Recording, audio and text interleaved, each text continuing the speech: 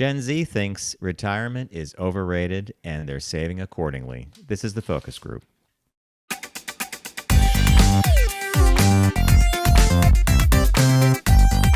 They're all business, except when they're not. It's the Focus Group with Tim Bennett and John Nash.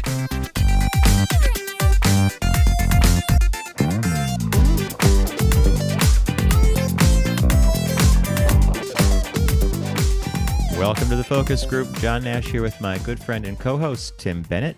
FocusGroupRadio.com is the URL for our website. And if you go there, you'll find out all about us, including our Tuesday podcast, TFG Unbuttoned. And you'll learn about our partners and sponsors. And on the Focus Group, that would be Deep Discount. Happy to have them with us, and we'll be visiting with them a little bit later in the show. So welcome to November, everybody. If you thought the year was flying by at light speed, you weren't wrong. I can't believe we're like, what? It's down to like double digits, right, Tim? It's like I was in the shower thinking about or... Christmas, trying to think about, do I have to Christmas shop and who do I have to buy for? Mm-hmm. You and I Christmas usually tackle some year? of that right after Thanksgiving, right?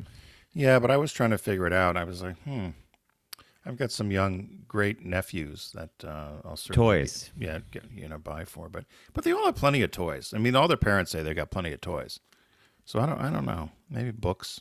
I don't know. I remember one year someone gave me a stock certificate to Hershey. Hershey Foods or Hershey chocolate. Really? Still it's have like $1 a share or something like that. I thought, I'm going to be rich someday. Do you still have it? I know. I got rid of it because I realized I wasn't going to get rich off that. And then my granddad used to give us coins. We loved coins. We used to get $50 and silver dollars. I thought of that idea. I thought of actually a little piggy bank with a bunch of pennies and stuff in it. You know, as a kid, you don't really know the value between a penny and a quarter, right? Or maybe you do. No, but all you knew is what you could buy at the penny candy counter, right? Yeah. So maybe I'll do something like that. I'll have to see. Speaking of penny candy, I was at the store the other day, and I had a hilarious exchange with the woman who ran the checkout at the Hannafords. And Bazooka, remember Bazooka? Yeah. Remember it was individual. And there was a comic inside. We've talked about this before. Little waxy wrap. It could break your teeth. It was so hard. If you didn't let that thing sit in your mouth for a little while just to soften up. So now Bazooka comes like Trident or other gums. It comes like in a you can get like a pack of Bazooka, right?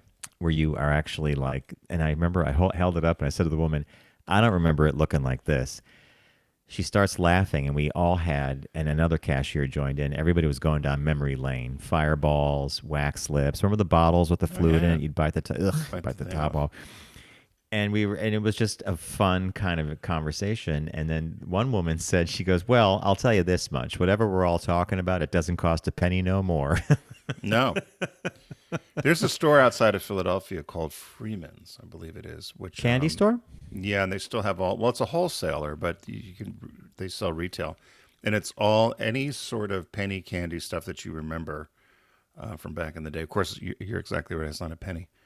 But they have all that sort of stuff, the wax lips, the candy cigarettes. You always had one blow through the candy cigarette to get the sugar out to make it look like smoke. You know, the Fun Dip. And then all the old hard candies and jelly candies and stuff you remember as a kid. I like going in there. They also have the blackjack gum, the tea berry gum. The blackjack gum, I remember that. The lavender candy. They got a lot of good stuff there. Yeah. So I go in there. I used to go in and spend way too much because I would go down the nostalgia route or something. But which is what they get you on that, right? Yeah. But I always thought it would be interesting to. Well, I don't know. There's, living at the beach, there's candy stores all over the place. Yeah, you do. But I go in there and it's not the same thing. It's, you and I went to a couple. It was like, no, it's not the same. Yeah, it's odd stuff. Some odd stuff, I think. But. All right, so another question, media question. Have you watched The Golden Bachelor at all? No. Okay, so Lauren, our friend Lauren, has fallen in love with The Golden Bachelor, and she said, you guys got to watch it. So I sat Bob down. I said, Lauren wants us to watch The Golden Bachelor. Here's what I'll say. I've seen The Bachelor one of the series once or twice. It's a long-running show. Bob instantly was against it because his theory is you don't meet the love of your life on a game show with 16 people. And I'm like, okay, well, for many of us, you didn't meet the love of your life on a game show, but this is a show, so I accept the premise. I actually found it to be watchable because I kind of related to the Golden Bachelor. Now, he's 71, he's older than us. But I related to the fact that he was older and all the women were older and all the conversations, everything was different. But then it wasn't that different because it ends up being who's going to get his attention. And they show the look ahead, like what's coming, and there's tears and he's going to break someone's heart. So I may have to watch more of it, but not with Bob. He put his foot down. He's like, no Golden Bachelor for me. Well, they're going to end up getting. Does he marry one of them at the end? I think he will end up with someone. Yeah. See, I thought all those shows are absurd, so I haven't watched them, and maybe I should give them a chance. But I'm the same way as Bob is. I don't think you go into the show knowing that at the end of the show you're going to pick someone you're going to marry. Mm-hmm. Okay. I mean, I've listened to some of them. They've gotten married. I think a lot of them end in divorce. No surprise. Yeah. But I guess if you just wanted to get on the show and do something, it's like Bachelor and Big Brother and all those shows. They all become a formula now. Once they've done them once, they all become a formula. Like so Survivor. How many weeks do you think they shoot this over? It's got to be concentrated because of money, right? Probably over 4 or 5 weeks. When I was on that reality show, it was 8 weeks. It was 8. You had 2 months. But they would film 3 or 4 times a week, so they would get have plenty of. And they made sure they got you when you were not happy. Exactly. Well, that's the whole point, right?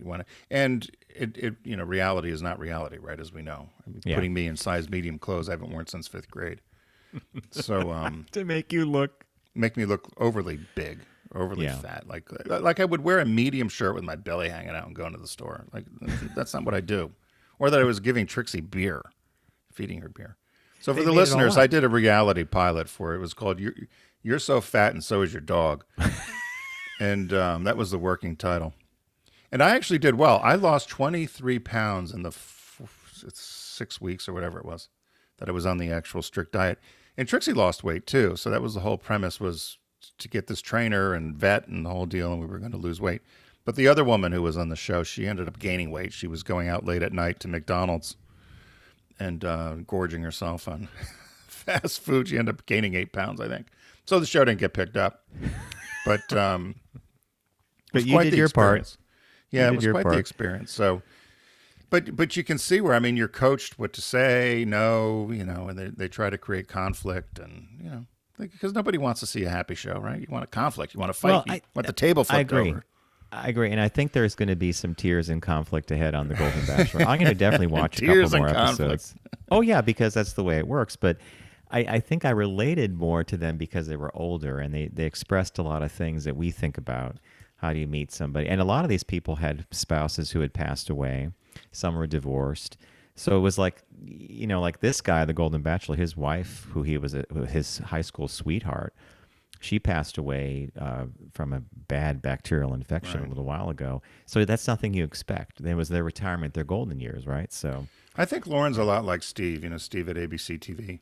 He consumes all media. And, Steve does. And Lauren, I think Lauren does too, because that's their business and they want to know what's out there and what's going on. So I could see where, you would fall into it. And like you said, if it becomes enjoyable, I'm like Bob. I'm immediately make the impression I'm not going to watch it. I'm not interested. And then, then I won't.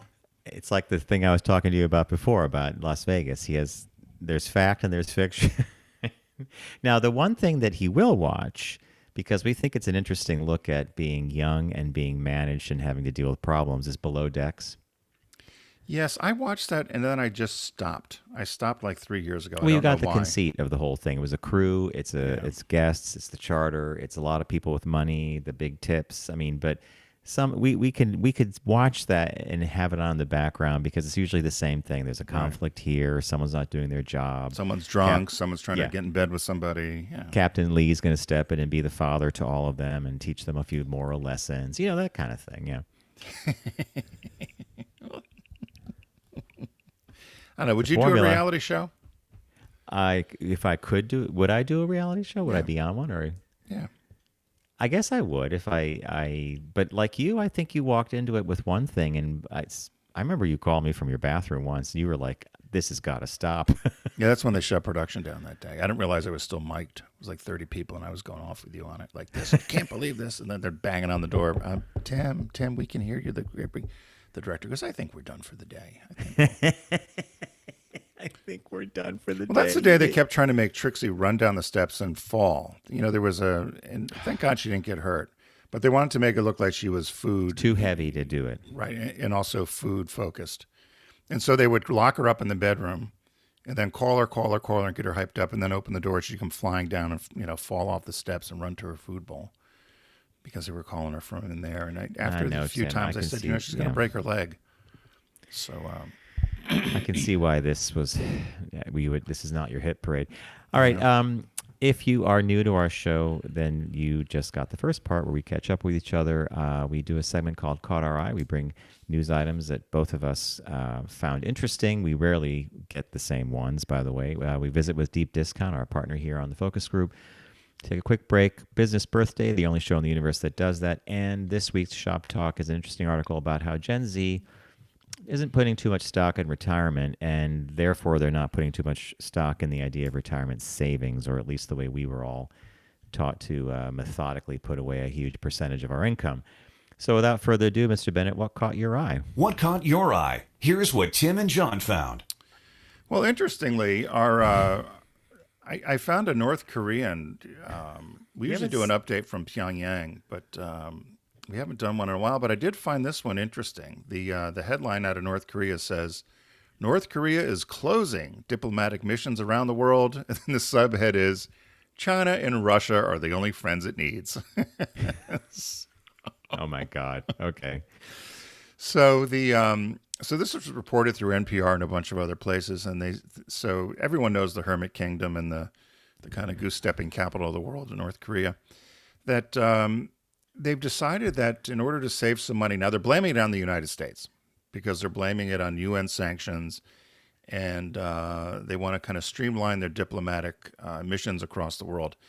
They have, surprisingly, I think, they have relationships with 159 different countries around the world, diplomatic relations.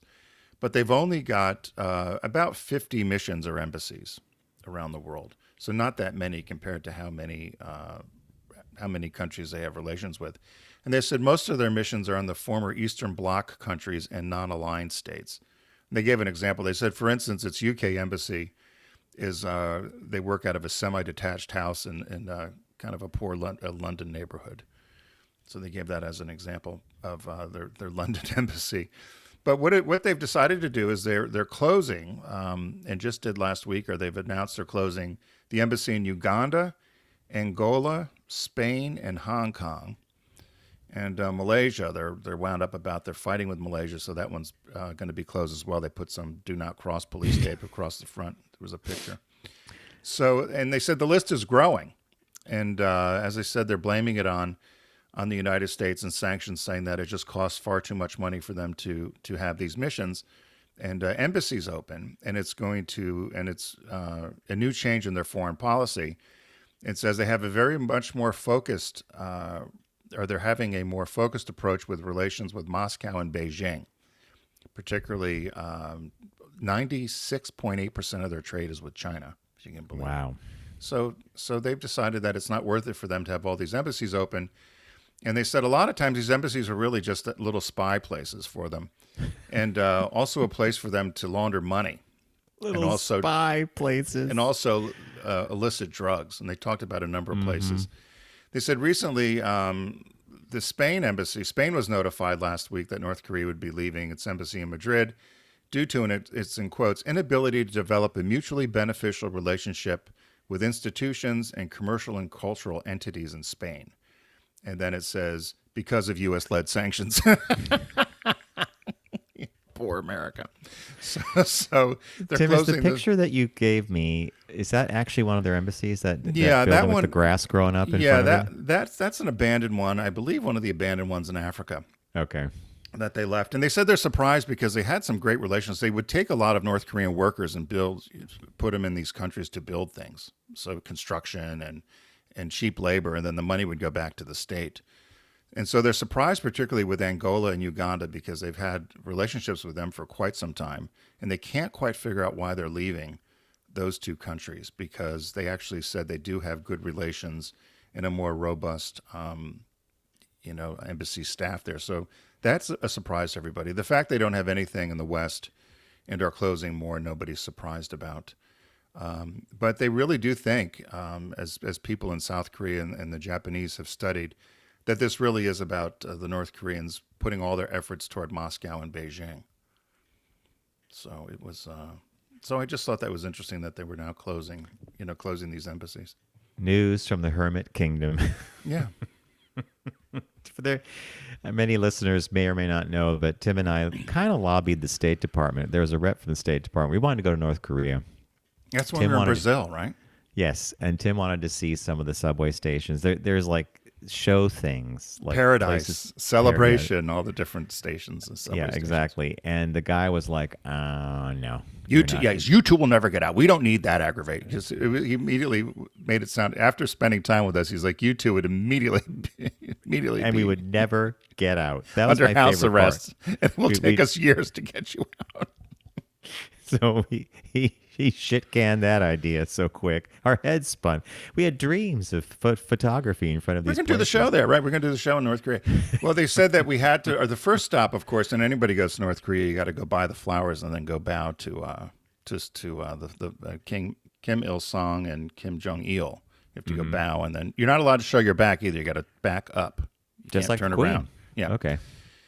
So you got to go through all that, and then you can't say anything. You can't take any pictures. I mean, that poor student, had taken down a poster that he wanted as a souvenir in the hotel and ends up, dying. That was a horrible story. Yeah. Yeah. So I guess the State Department guy did us a favor. Yeah, I can't imagine. Now there is a luxury cruise. I don't know if I posted it one time, but they've started luxury cruises, and that boat looked atrocious. The Chinese tourists were they shit canned the whole thing. The idea they said it looked like a an little more old work. tramp steamer that they An put old a couple fishing of boat. they put a couple of strings of lights on it and called it a cruise ship. So, that was one of my favorite videos because the music, it set sail, everybody's saluting, and they show plastic chairs and paper cups and a can of ginger ale. Rusted toilets and tubs. The bathrooms were, All right, moving on to what caught my eye, which is something completely different, and it's taking place in England. Being a Star Wars fan, this caught my eye. Anthony Daniels, who plays C-3PO in every Star Wars movie, actually, even though he's in the robot suit, is auctioning off his unique Star Wars collection. And the reason it caught my eye, well, I'll give you a couple little things. So the pictured here on the YouTube video is the crown jewel of this collection, and it is a head. It's C-3PO's head from the movie Star Wars, the original Star Wars, A New Hope. And it's after the Bantha Raiders attack Luke and 3PO because they're searching for R2-D2, and his head gets damaged. So this prop head is it lights up. It's been screen matched, they call it. That's where archivists look at the prop and they look at the actual film and they realize it's the same one. So it's been validated. That one item alone is expected to go for $500,000 to $1.15 million. It's that unique. But the thing that interested me the most about this was his perception of all these things. So he says at one point that he and his family live in a small place. He said, I've been thinking about doing this for a while, but I had no idea how to go about it. And so he hooked up with this auction house that specializes prop store in movie memorabilia. But he said that for years he and his wife would just put things in boxes, and he said, we don't have a lot of storage at home, so things were living in cardboard boxes, drawers, and we'd be like, oh, we'll deal with that later. But, and this is a little embarrassing to say, later has been 40 years. Wow. I was amazed to find the things in boxes. Our home in London is not a display case for my career in Star Wars. For the most part, you wouldn't know what I did for a living by being in the house. The beautiful head of C-3PO was in a cupboard, and the original script from Star Wars A New Hope was in a box in the basement. So his whole thing comes down to this. He never displayed it. He never really intentionally collected it. And he compares it to like when you're a kid and you have your favorite teddy bear, but eventually you lose interest in the bear and it can go away. So he feels that way about all these things. And his favorite thing about doing this auction is that he's going to get the auction catalog, which has pictures of all of his stuff. And that's all he has to look at. It could sit on a shelf. So now you see how this appeals to me on the Star Wars Well, as level? he's standing there, though, I think that'd be a pretty cool thing to have out on your, in your house somewhere as a piece I of agree. sculpture. I almost. agree. But again, he's had it for 40 years and it was never displayed. And he has he used to get toy samples that he would give to local charities and hospitals. I'm surprised they let him keep it. So they let him keep certain props. They did let some of Really? the crew and and the actors. So Now, was I right when you said that he wore a costume? He was actual. See, I always he was thought in the robot suit. Yes, I did. He must have been tiny.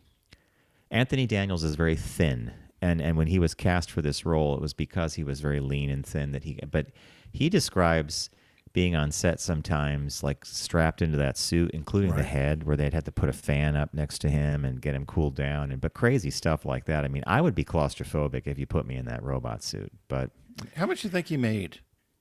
he didn't do bad No. he was a character in every single movie. So let's just play for a minute that he got $1 million per movie, right? Yeah. There's six, I there's don't 9 know of how them that now, and works. there's a Yeah. bunch of other stuff. So that's not too bad, right? Yeah, no, I often wondered if they get royalties, or I guess every deal's different, as I tell you, right? So George Lucas gave the original cast additional take or royalties from the first movies. I think from Star Wars and Empire Strikes Back. It was like a gift to them. That set them up. I mean, Carrie Fisher even talked about it at one point. They're very discreet about it, but Right. I think they've all been pretty well off. taken care of. Yeah. Yeah. Wow. Okay. So the auction is happening now, where it actually happened. I'd be curious to see what some of the prices were. But I just loved his philosophy that he could have a picture of it or a catalog and be satisfied because it just sat in a box and didn't do anything. But doesn't that appeal to my sense of, purging or not keeping things? Yeah. Although I think you would have had it out on display. The head, I would have for sure. I mean, and that's the one. But you'd see why he's getting rid of that, right? Because that's the one that's going to get $500,000 to 1.15. And he'll get the money. Yeah. So, yeah, that's what I would do. You'd fall off and break. So, I know I just liked his philosophy that if you're not looking at it, it's in a box for 40 years. Yeah. Why would you have it? Like so he's now turning it into money and. He'll have a catalog, and he said someone else who loves this movie is going to get a chance to own a piece of it, which I think is kind of cool. Yeah. I'd be curious to see who buys it. Yeah, curious, yeah. All right, as many of you know, Deep Discount is a partner of ours here on the Focus Group, and we would love for you to visit their site by going to ours, focusgroupradio.com, and clicking on the Deep Discount logo. Our favorite time of year is the site-wide winter sale, which is going on right now. Everything is on sale, from books, TVs, movies, albums, games, toys. I mean, Deep Discount really has it all. And it's the fun kind of site because you're there for one thing and you end up going down a rabbit hole for another. At least I find that I do that. So with site-wide sale in mind, Mr. Bennett, what did you select? So I was poking around, and I actually found the All in the Family, the complete series, available on DVD. For $52.20. 52? Right. There's 27 discs in that set. Yep, 27 discs. And it for many, it was certainly a turning point in terms of television entertainment and all the social and social commentary and kind of the change of the sitcom in terms of what Norman Lear, wasn't it? Norman Lear, yeah. Norman Lear did. And so I don't have to tell anybody about All in the Family, but I was surprised there was a sidebar. Do you know how many spinoffs were from All in the Family? The Jeffersons. Right. Then there was Archie's Place where he had the bar or the restaurant, right? Yep. And then I'm not sure. Was that it? Was there only 2? So there were 7. 7? There were 7 spinoffs, and they said it was the most ever in history. Now, they also said that Happy Days had a number of spinoffs as well, but the issue with All in the Family was that there were 5 spinoffs and then an additional 2 spinoffs, and they said that would not have happened without the original All in the Family. So they said that All in the Family, as a entity, spun off 7 shows, 860 episodes, and more than 400 hours of network television. So they said it was a historic show for that reason. So obviously it was All in the Family, which ran 71 to 79. The Maude was one of the first spinoffs. Oh my God, I completely forgot about that. Okay. So Maude was on from 72 to 78. And then Good Times, Oh. which was a spinoff of Maude, but if it had not been for Maude, from All in the Family. The Jeffersons, we all know the Jeffersons live next door. Archie's Place, which after, remember, Yep. Edith had died, whatever, that was on for 3 seasons. And then a show I didn't know about called Checking In, Never heard of it. which was a spinoff of the Jeffersons. It had Marla Gibbs, who was the maid, Florence, and it didn't last long. It was only 1 year, 4 episodes. And then Gloria, which seemed to be another flop. Oh my God. I seem to vaguely remember Gloria. There was an Vaguely. unaired pilot in 21 episodes. It said it was an ill-advised spinoff, which featured Struthers returning as a title character as a single mom raising her son. And then the 7th one was 704 Hauser Street, which only had 6 episodes. And it was actually a black family had moved into the old Bunkers house in Queens and flipped the script. So the father was a black liberal man and his son was a conservative student. Oh, okay. College student. And that didn't go well at all. But so All in the Family at deep discount, you can get the complete series for around $50, a little more than $50. 27 discs. That's going to keep you occupied for quite some time. Shockingly, you can't say a lot of that stuff on TV anymore. No. I don't know. Well, it's just shocking, some of the language when you hear it now. And some of the premises and setups. Yeah. They tackled a lot. And I just fondly remember All in the Family. Great pick. I followed your advice and did something which I don't normally do, but I am so glad I did. So you know how Deep Discount has the Deep 100? Right. The top items that people are ordering. I was surprised to see this movie, which I'd never heard of, pop up before, and it's basically it's the Deep Discount Top 100. It's like everybody. It was like number 3 or 4, and the movie's called The Girl from Rio, and it's on 4K Ultra HD. The subhead reads: A carnival of sex, violence, and outrageous style from Jess Franco. So here's the setup. In the tradition of Barbarella, Jane Fonda, right, and Danger Diabolique, comes this swinging 60s action orgy as bisexual supervillain Sumeru, the luscious Shirley Eaton of Goldfinger, launches a diabolical plan to enslave the male species with her army of lusty warrior women. Sign me up. But when Sumeru kidnaps a fugitive American playboy, she crosses a sadistic crime boss, Academy Award winner George Sanders, who plays Eve's husband-to-be in All About Eve in Village. He was also in Village of the Damned, and ignites a battle of sexes that will bring Brazil to its knees in more ways than one. Wink, wink. Richard Weiler, the bounty killer, and Maria Rome, Eugenia, co-star in this kinky cult favorite from producer Harry Allen Towers, who also produced The Blood of Fu Manchu, and director Jess Franco, Venus and Furs. Also known as Rio 70, Future Woman, and The 7 Secrets of Sumeru, The Girl from Rio is now presented in a brand new 4K restoration. So I read the description, I did a little more research, and you know how you and I glom onto cult favorites? Right. This is a cult favorite, and now I need to get it because I don't know why it trends to, I don't know why it trended so high on the Deep Discount 100. Apparently, people are either discovering it or they're being told you got to buy it. So it retails for $29.99 at Deep Discount. And it's called The Girl from Rio. It says its original date was 69. So it's going to be, so just that alone just tells you it's going to be one of those. You just know you're in strap in, folks. Right. You're going back in time. Yeah, high camp. And, exactly. Go-go boots and mini skirts. Yeah. And the new release this week is Equalizer 3. Stars Denzel Washington as Robert McCall, an ex-assassin with a mysterious past, returns to action to serve vengeance for the exploited and oppressed. Finding himself surprisingly at home in southern Italy, he discovers his new friends are under the control of local crime bosses. I'm not a big Equalizer guy, but I love Denzel Washington. And when I saw him in this, for some reason, every time I see Denzel Washington, I go back to a show that I loved when I was in college. Do you remember St. Elsewhere? Yeah. The hospital show. Well, a lot of great actors were in that show, and a young Denzel Washington was in St. Elsewhere. Different than the Equalizer 3, I admit, but there you go. But Denzel, So I that's the new like release. Denzel too. So it's, Yeah. so it's a site-wide winter sale, as John mentioned. So head over at deep discount. So head over to focusgroupradio.com, click on the deep discount logo, start shopping away, and take advantage of some of the amazing prices and material that you'll find at the site-wide winter sale. I had chosen All in the Family, the complete series, which is 27 discs. John had picked The Girl from Rio, a cult classic we need to check out. And the new release this week is The Equalizer 3. And so, again, be sure to head over to Deep Discount and start your holiday shopping. It's upon us, right, Mr. Nash? Boy. Got to shop. Days away. I know it.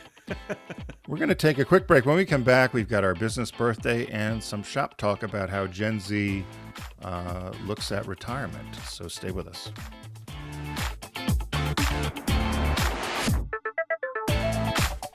You're listening to The Focus Group with Tim and John. Learn more at focusgroupradio.com.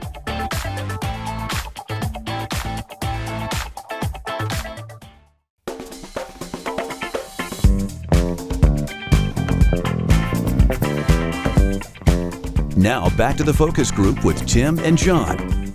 Available pretty much everywhere.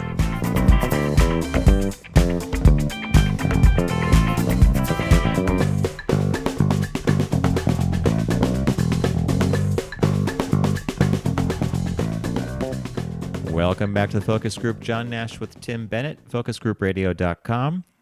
That's all you need to know about us. And when you're there, you can also check out TFGM button. And if you're already following us on one of your podcast streams of choice, you probably get it in your feed already. That's our Tuesday podcast. So without further ado, Mr. Bennett, the only show in the universe that does this, business birthday time. Everyone does celebrity birthday greetings, but the Focus Group is the only show in the universe that celebrates business birthdays. Aside from Richard's birthday, November 15th, this Wednesday. Is it Richard's birthday? Yeah, it's his birthday today. But it was one of these dates that was difficult to find something that was of interest. And I did find somebody, R.T. French was born. His name's Robert Timothy French. Born November 15th, 1828, in Ithaca, New York. He died at age 64 in 1893. He died in Rochester, New York. He was the founder of the French mustard fame. French's Mustard. French's Mustard. And started the company. And so, interestingly, if you're watching the video, that was the only photograph I could find of him. I wondered about that. Which was very difficult. But and there was not believe it or not, he doesn't even have a Wikipedia page. Seriously, for something like French's Mustard, there's not even the founder? So I had to go poke around, but he went by RT was his name. He worked for New York Tea, Spice, and Coffee Shop for more than 20 years before he opened his own place, which became initially the French and Sons Spice Company 4 years later. They sold baking powder and birdseed was what they were famous for. But they said in America at that time, it was an era where mustards were really pungent and powerful. Almost, it sounded like almost wasabi, like it was so strong. So he and his brothers in 1893 had bought a flour mill in Fairport, New York. It burned down a few years later, so they relocated to another flour mill in Rochester. And that's when they named the company the R.T. French Company. He died in 1893, but his brothers took over the company, and they took the mustard that they had developed and made a creamier product. And they sold it initially, or tried to sell it at the World's Fair as a cream salad mustard, meaning that you can use it for salads. They had all these recipes to use it as a salad dressing. Now, I'm sure we've all had French's Mustard. Can you imagine that on a salad? No. And just quick question for you. The World's Fair they mentioned, would that be the one in Chicago? 1904, yeah. Everything came out of there, right? The whole world yeah, came there's out a of lot 1904. a lot of business birthdays intersect with things that happened or displayed there, the Around the Ferris World's wheel Fair. or Yep, you're right. As the name implies, it was originally intended to be a salad dressing. But at the World's Fair, people had begun to put it on hot dogs and hamburgers, so they went with it. And that's how they. So the consumer did that randomly. Yeah, because they were doing these salads. I'm thinking of lettuce, lettuce and whatever. So yeah, in 1926, they sold the company to J.J. Coleman of the UK, and they were responsible for products such as Lysol and Brasso and Frank's Red Hot condiment line. Mm-hmm. But they also kept a sidebar. They kept a side company as well, still at French's, which. Did the condiments, the French onions. Remember the Durkee French onions? I do. Remember those? Or the fried onions. I'm sorry. I said French fried onions. And so they adopted the French's mustard trademark in 1921, and they began advertising to the public then. They're one of the first brands to advertise as a mustard product. Then they went to, currently owned by McCormick and Company, the spice folks. And they said that they, in certain markets, French's will still market Worcestershire sauce, mayonnaise-based products, barbecue sauce, potato sticks, and fried jalapenos, as well as French's fried onions. They said for many years there was a fictitious character, I did not remember her name, Carol French, who was the face of the company, and she appeared in most of their advertising and recipe books and cookbooks. And she was like a Betty Crocker, but a fake Betty Crocker. She'd help you put your luncheon together with French's mustard. So happy birthday to R.T. French. Tim, I don't think you've ever come across this one. And I know this is a difficult day, but I don't remember ever doing this. And I just think it's a great one. And I'm amazed there's not more available historical data, like the Wikipedia page or something like that. Yeah, I was surprised, and I think what happened is when the company sold, it got sold several times, and now it's owned by McCormick's. And I think a lot of these things where you look at founders, it's probably up to McCormick to do the page for him. Archive, etc. Because the family's long gone, I'm sure. Mm-hmm. It doesn't talk about any heirs after they'd all passed on and sold the company. So, but yeah, I was surprised. I tried all kinds. I found an obit for him out of the Rochester newspaper, but it really just talked about his... mother, father, kids, wife. Yeah, sort of typical. thing. Yeah. There wasn't anything of real merit there other than he founded French's Mustard Company. So you got to come up with an item, John. We kind of come up with a condiment or something. Every show, we got to come up with something. Don't you think? Hey, we're working behind the scenes on things as we speak. Do you make anything that everyone just swears by as the greatest thing? Nope. I don't either. Even chili after my home ec classes in 8th grade did not meet the bar. I mean, it was okay. My mom was thrilled that I could at least do one meal a week, but... Our friend Lisa Fleming makes, remember Lisa Fleming Brock? Yep. Makes the best cookies I've ever had. Well, she and Mary Trasbach do good cookies too, but Lisa does these cookies that are unbelievable, and I always thought she should be able to market those, but... Does she still do them? Tried a little bit. Yeah, she makes them. They're fantastic. And the chocolate chip and chocolate, walnut and all these cookies, and they're just really quite good. But got to get her a shop. Got to get her a shingle. Maybe I'll sell them down here at the beach. Got to put her right. Not a bad idea. Yeah. Well, we have a lot of beach ideas. You and I were going to do. Was it the ice cream sandwiches? Ice cream sandwiches we're going to do. That's still an idea. Was it Bunky was going to do the? We're going to do ice cream. We're going to do special flavored ice creams. Orange was one. Orange was Your one. Flavor. Lemon ice cream. I love lemon. And didn't she do key lime? She did a key lime ice cream. Key lime was mine. That's right. She did key lime flavor. With graham cracker. We were going to do key lime ice cream with graham cracker crust. Cookie. Graham cracker cookie sandwiches. Ice cream sandwiches. Well, there's still time. There is. I could see on one of those bikes with the freezer, put a little white cap, Well, speaking of which, our shop talk is about, the Gen Z and their kind of ambivalence about retirement. You and I could, if we figured out this ice cream thing. Well, we'll have to. For a couple of weeks out of the summer, I'll ride around with a candy striper thing. And thing comes out, the ice box breaks. Here, just take it, kid. Take it. Don't stop complaining. It's handmade. I can see it now. All right. So as I teased at the beginning of the show, a headline came out of CNBC, their financial section, and it was retirement is overrated, Gen Z says, as soft saving trend takes hold. I could summarize this pretty quickly to say Gen Z is a little bit discouraged by what they see in terms of housing prices, their earning power, just inflation, et cetera. And they're placing a lot of their eggs in the experiential basket. So they'd rather live for the moment, live for the day. And many of them actually think that they may never retire at all. I'll just say this, and I could do more about some statistics from the article, but that one thing there about when you're in your late 20s or early 30s and you say, I may never retire, I'm going to raise my hand and say I was one of those people too. I remember saying to my financial advisor, I'm going to be working until I'm 70 something. Mm-hmm. Guess what? It is, it changes. It changes. And I think retirement looks pretty good at this age. You might do something, right? You can do something, but it's something to occupy your time more than you think you're going to have some sort of career out of it.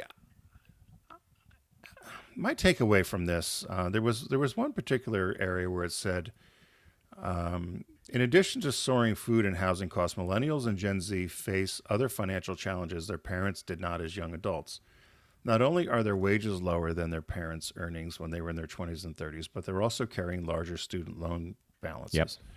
I agree with the larger student loan balances. I'm not so sure I agree about the wages. When we got out of college during the recession in the 80s, those salaries were not, you could not live, you had to have a roommate, right? Correct. We could not have lived on those salaries. You had to try to figure something out. So I wasn't so sure about the salaries. I also think the other takeaway for me here when they talked with one of the financial advisors was at the very end when they said, just like having a healthy lifestyle, it's just about doing the right things over and over again for a period of time and having patience. And they talked about saving. And I remember when I had started at Subaru when I was in my 20s. And I hadn't taken advantage of the 401k plan. You're matching? Because I, again, didn't have the money, right? I was trying to pay rent. I'm living in Philadelphia. You don't get paid a boatload of money when you start out on one of these, management programs or whatever. So I needed the money to live. And so I wasn't anything I could have, was helpful to me. But the person in human resources, I remember pulling me aside and said, when you can, you need to do it as soon as possible. Believe me, you'll appreciate it later. Well, here we are 30, 40 years later. It was, probably the best advice I ever got. But I remember when I finally got a car from Subaru, because when you get to a certain level, they give you a car to use. Executive, yeah. So I remember putting aside, I would say, okay, if I was to lease a car or rent a car, or lease a car or buy a car, I'd have a car payment. So I at least saved that each month and said, okay, I'm going to pretend I have a car payment because I would need one if I wasn't at Subaru, and save that money because you would have to have paid for a car, right? And so that actually helped me a lot as an emergency fund, where I had things where either I had a dental work I needed to have done, or I had something that happened where something broke down that needed to be fixed. And so where I disagree with this a little bit about the Gen Z just throwing their hands up and saying, well, it's a different world now. If you could save $25 a week out of your check, or you could save, $100 a month, whatever the number is, because we're all in different stages, you'll be thankful you did it, I think. I agree. And you and I had similar come to Jesus moments when it comes to savings and credit cards. Oh, yeah. Because you and I were working from very early in high school. The earliest we could work, we began working, and that was kind of our parents like, well, if you want to drive a car, you're going to need insurance. You got to pay for insurance, Right. And the other thing I'll say about that, John, I interrupt you here, is we could not go to work with just a pair of khakis and a blade. You had to wear a suit. Mm-hmm. Yeah. Right. So you had to have a nice suit. You couldn't just have one, but you needed to have a suit. You needed shirts, ties, right. The whole deal. So it wasn't like you were just going into work with jeans or khakis on and something. I mean, you had to get dressed to go to work. You had to invest in a wardrobe. Yeah. I didn't have that kind of money. No, and my first job out of college, I was making $17,500 a year, which I thought was fine. Years later, when I got out of my first agency and sold it to my business partner, I was sat down by my accountant and a couple of guys from Oppenheimer and Company, and they used to be an investment company. I think they were bought or merged. And I had the here's how compounded interest works, here's how dollar cost averaging works, here's why if you put away this years later. And it wasn't like the fear of God or anything was put into me, but it was a very concise explanation for the necessity of saving. And I would be like, well, what if something, all these what ifs are fine, but if you do make it to your 80s, you're going to be very thankful that you have this nest egg. And so I became an aggressive saver after that, especially after cleaning up consumer debt. I went the other way. Like if I have anything, a balance on a credit card, I freak out. If it's $50, I got to pay it right away. It just, so I'm in agreement with you. I think that life, this is one of those broad stroke articles that sounds fun to read, like, hey, Gen Z is not doing any retirement savings. I'm sure there are a lot of Gen Z individuals who are, in fact, doing what you and I did or came to the realization we got to put money away. And in terms of what you were talking about before about student loans, this is something you and I have talked about a lot, especially when the Biden administration was contemplating and or putting into place loan forgiveness. You and I attended schools that we paid for ourselves with student loans and with scholarship money, and with you and I both had work study jobs as well, right? Yeah. No, I remember I got into, I remember having the discussion with my mom and dad about Syracuse. I got into Syracuse, and it was expensive, a lot of money. Mm-hmm. And my mother just looked at me and said, you can't afford that. And so I had to go, come up with other options. And as you said, we all had jobs through college. We all had jobs in the summer, sometimes 2 jobs in the summer that we worked, morning and evening. So I looked at this as like, they want to have, Gen Z wants to have experiences and life experiences and live in the moment. And that's all well and good. We all have friends that did that too when we were growing up, right? But now I know some of them that do regret it a little bit. And so I think if you can save, it's important to do. And in the long run, like you said, you'll be surprised about how it will grow. I've tried to have this discussion with my nieces, my one niece does have a lot of college debt. But she does have a very good degree and did well, but it is quite a bit of money. And it's like another mortgage payment. It's a burden. Yeah. It's a burden. But I don't know all education now. I don't know what I would do. You would probably do it very differently now if you were going off to college, because the idea of us going away and living on a residential campus and all the things that come with it are a luxury now, right? Because it costs so much money. It's a shame, really. And Tim, something that took me a while to figure out too is like, if you have student loan debt and let's say the interest is, what is it, 2-3% that they charge on 5%? It still makes sense to put money into the stock market, into savings, because the market routinely kicks back maybe 8 to 10%. I know it's kind of weird to think that way, that you're making more by investing and saving than paying the debt down. But when the debt's that cheap, it's like having a mortgage at 3%. Why would you go pay that off? The bank is basically giving you the money. I mean, anyway, but these are concepts that I think take quite a while to wrap your head around. So. Yeah, well, it's like the story I told you when I thought I was going to go back to get the MBA at the high-powered Ivy, and the admissions person's like, it's not worth it. It's not worth your time. At your you already age, have an MBA with experience. Yeah, at your age, you're not going to make that money back, and you're going to saddle yourself with $250,000 worth of debt. Do you really want to do that? Yeah, I guess not. So hey, so it's a good article, Mr. Nash. Thank you. And thanks to all of you for joining us here on the Focus Group. Be sure to catch all of our programming at focusgroupradio.com. You'll also find our podcast there, which is TFG Unbuttoned, which comes out each Tuesday. And while you're at our site, you'll also see our sponsors on the right-hand side, including Deep Discount, which has a site-wide winter sale going on right now. I had picked All in the Family, the complete series. This week, John had picked The Girl from Rio, which is a cult classic that we all need to check out. And The Equalizer 3 is a new release this week.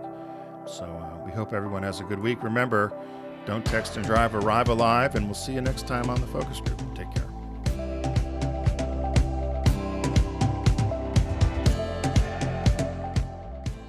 It's the Focus Group with Tim Bennett and John Nash. Accessible on all platforms. Subscribe, like, and rate us on your platform of choice. Learn more at focusgroupradio.com. That was a stunning focus group.